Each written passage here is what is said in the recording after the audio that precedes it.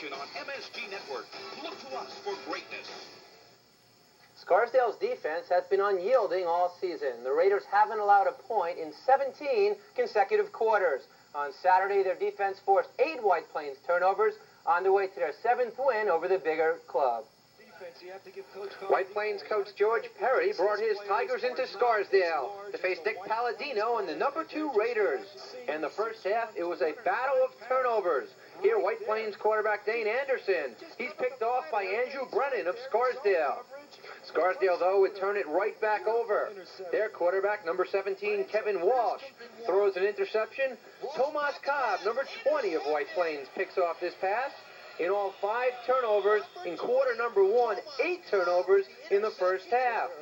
Here, Jason Silverman, the big fullback for Scarsdale. Beautiful run, 23-yard gain. But at the end of the run, he's hit by Tomas Cobb, and White Plains has yet another turnover. Even the cheerleaders can't stand to see it. No more turnovers. 0-0 at the half. Second half, key play, fake punt here as Anthony Salamini goes for the first down on a 4th and 1, and he is stopped just short of the first down. Scarsdale has the ball, and that sets up their first score of the game.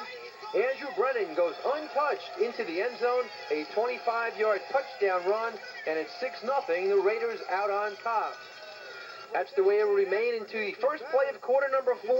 Play of the game right here. Van Brunson is tackled by number 7, Jeff Cochran.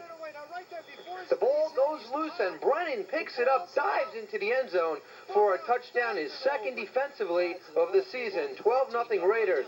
Brennan adds one more score here on a 14-yard touchdown run, and that makes it 19-0 Scarsdale.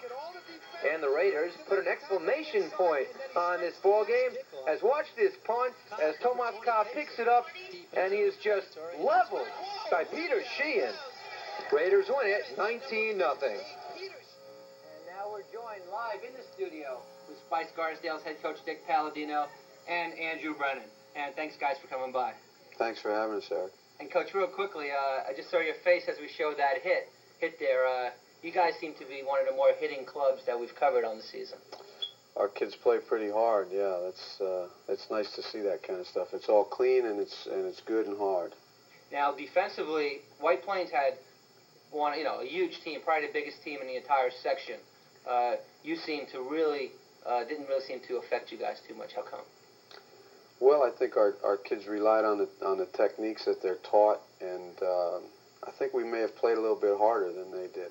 We've been in some big games in the past, and the kids respond. It was a home game for us, and the crowd was behind us all the way, and it was a good-sized crowd, and our kids get fired up and play pretty good when that happens. The first thing I want to talk about is the defense. 8 turnovers you created against their club. Yeah, 8 turnovers is a lot. You don't ever think that kind of thing is going to happen, but it's sure nice when it does happen. We didn't convert all of them, and we wish we had, but the defense has been playing great all year, and they're always in the right spot, and if the other team makes a mistake, they're going to have to suffer for it. Now, Andrew, of course, you get a lot of accolades for your offensive play, but you're also a starting player on defense, and of course you had an interception plus the fumble recovery. Talk a little bit about the team's defense. Well, I think the defense is a pretty together bunch,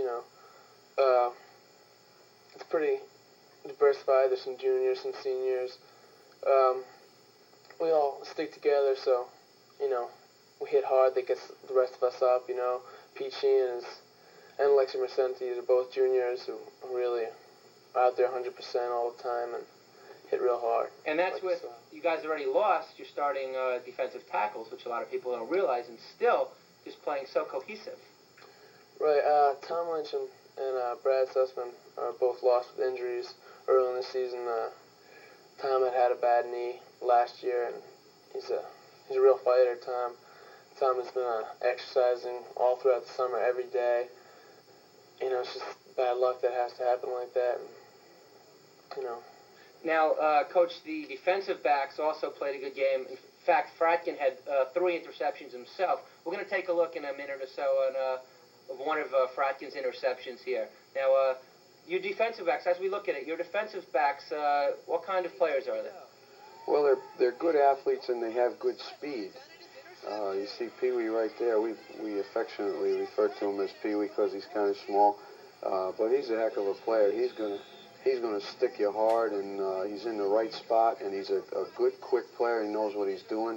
You know, and as all our defensive backs do, they read well, they go to the right spots, and they've got the speed to stay with people. Now, a few minutes before we went on the show, you pointed over to that man sitting right next to you, Andrew Brennan, and you said, this is the best player in Section 1. I really believe that. He's been that. Andrew's been a starter on our team for 3 years, and in each of those years, the team has been outstanding. And he plays both ways. I just think he's a super football player. He's a non-stop player. If you watch him in our films, if you could take one of our films and just watch him play and not worry about what was going on in the game, there isn't a second when his feet are still. And as a coach, you just appreciate that so much. He's a kid who just has a lot of fun out on the field, and he's going to play hard until the whistle blows. Now, Andrew, we're going to look at one of your touchdown runs. I believe it's your third run. Thing we noticed about you during the game, the cuts. You really cut back really well both ways. There it is. Yeah, I was having some trouble with my ankle early in the week, but I had a brace on for the first half. It really started to feel good for the second half, and I took it off. And the field was a little soft, so I could really dig in, and you know, it was a good day for cutting, I guess. How about the line you run behind? The line is, let's see, they all wanted me to tell their names. So on the left side we got John Rydell, Glenn Cahaley, Dan Sagrin, Jamie Bortek, Harry Jaffe, Jeff Cochran, Greg Knott, and Eric Bloomquist. They're all... Doug Knott, Eric Bloomquist, they wanted me to put their names. Jason Silverman and Kevin Walsh also. Okay, you mentioned Jason Silverman, your Right. partner in the backfield. We're going to look at a run by Jason. Why don't you start off just by telling us what it's like to have him in the backfield with you? Jason's just, you know, he's a large guy and a fast guy also. You know, you give him the ball and he could be unstoppable sometimes. Right there, you saw he made nice moves, broke a lot of tackles there, kept his legs going, put his head down, and just took some guys with him as he went down.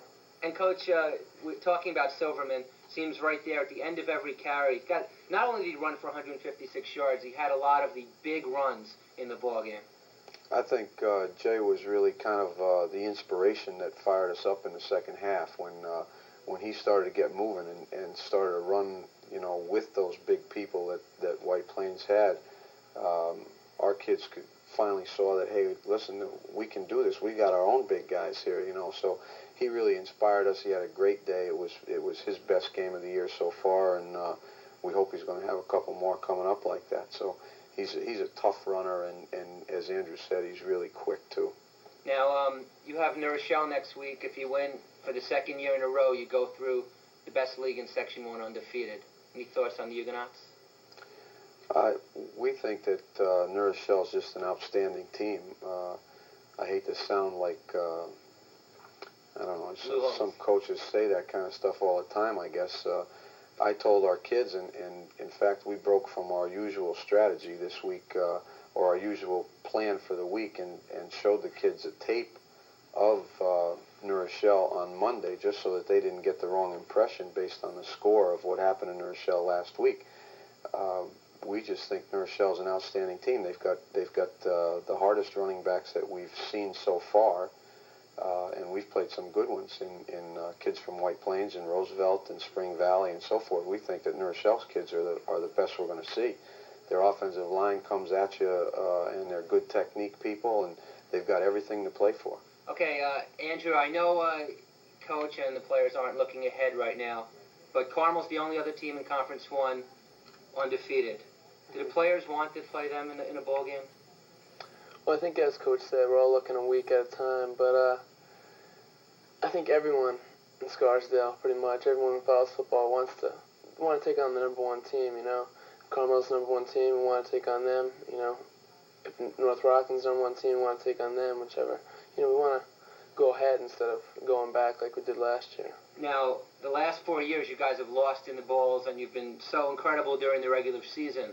Anything different, Coach, to turn that around this year? Or it's just one of those things?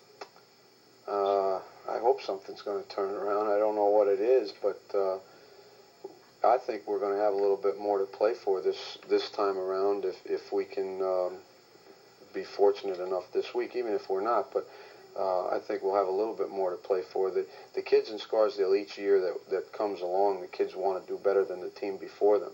And we've had 4 great football teams in the last 4 years. They've only lost 2 times in the regular season in 5 years now. And the bowl game is something that these kids really want to do. And I hope it's going to be different for us. Okay, great. Well, best of luck to you, Dick Paladino, Andrew Brennan. Thanks for coming by. Good luck against Nurse Shell and then in the bowl. Thanks very much. And when we come back, we'll look at our brand new top 5s in all 3 conferences when Extra Points continues.